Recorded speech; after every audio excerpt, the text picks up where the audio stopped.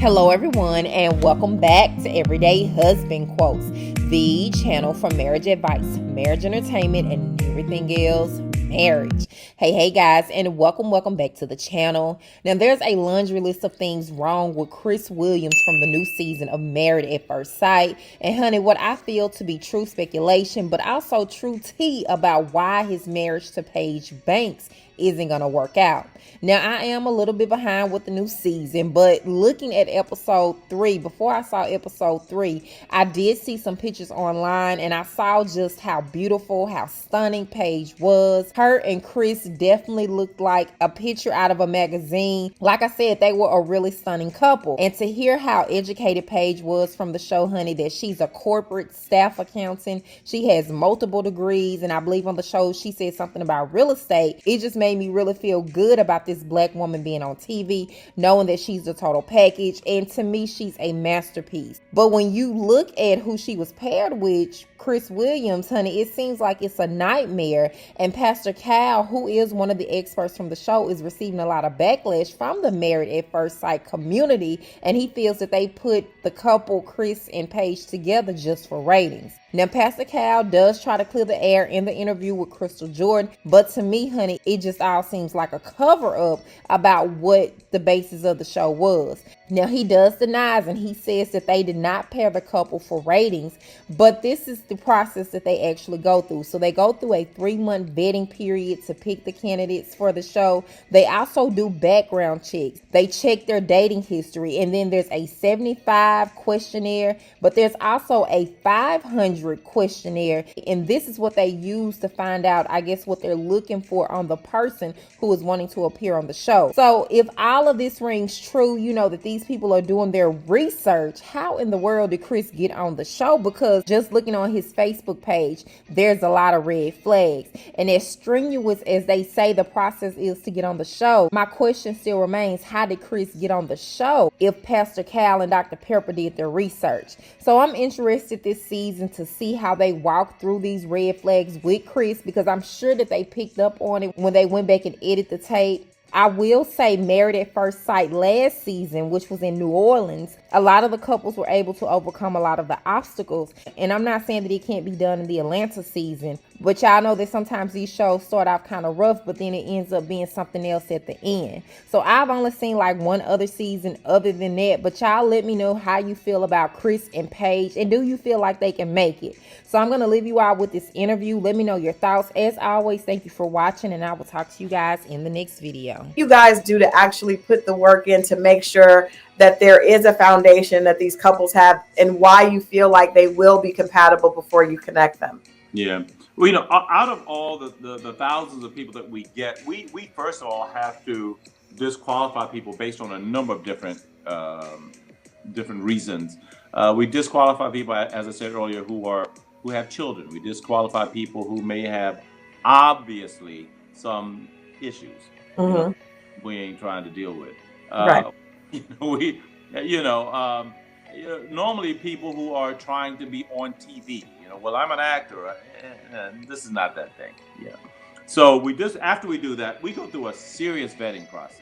I don't know if a lot of people know this, but we go through at least 3 months or more of vetting people before we choose them. Oh, wow. Look at their background. We do background checks. We look at their histories. We look at who they dated. I mean, they start off by filling out a 75 question questionnaire. Wow. And then just to sign on, just to be qualified. Then after that, they have to do a 500 question questionnaire, and that's when we find out most of the stuff from them. Yeah. People who go through that, they really want this. Right. So it ain't just like, hey, I want to be married at first sight. Okay, we choose you and you. No, it's so much. They have to sit in front of two psychologists, and be evaluated. Then we come in and we have to evaluate them, and we go through the vetting, and we talk to them on camera and off camera. Okay. Criminal background. I mean, it's just so much that we go through. And then we look at all their compatibilities. We do a comparison analysis where we look at their compatibilities, but we also look at their compatible differences. Okay. If one person is introverted, they might be looking for somebody to pull them out of their shell. Well, this might be a good difference. Just one thing, Crystal. Quite often, people ask me, "Well, why don't we get an interracial couple?" Right. Look, I'm not going to put two people together just because they are different races. Right. Right. Just because you're of a different race, you still have to be compatible. Right. And Right. so when you throw in the fact that people are, they might want somebody of a different race, but then we have to figure out, okay, but are you right for this person? Right. Well, I'm Right. glad for this upcoming season we finally found, two people who, we believe, Right. will fight. So Right. it's just so much. It's so much that we do. But Well, I think one of the biggest things that people think when they hear married at first sight is, oh my God, am I going to be attracted to them? And you've had some couples that have been able to get past the attraction, like maybe they weren't attracted to each other. And to me, those seem to be the ones that have the strongest foundation. And then you have some that aren't really able to get past that physical attraction. Can you talk a little bit about why that? Because you guys kind of counsel them through the fact that that physical attraction is not the most important thing, but then that intimacy is often so much attached to that physical attraction.